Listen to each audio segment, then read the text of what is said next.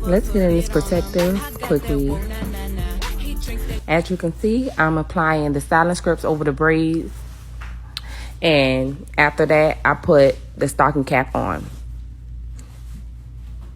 Make sure you cut the ear out to get a flat surface because that's where the closure will be placed.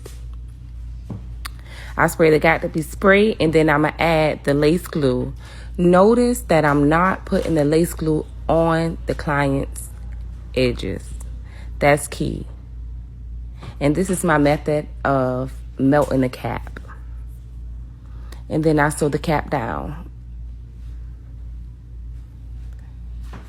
This style is 100% protective. When the client take this install out, it's literally going to come off like a wig. There you go.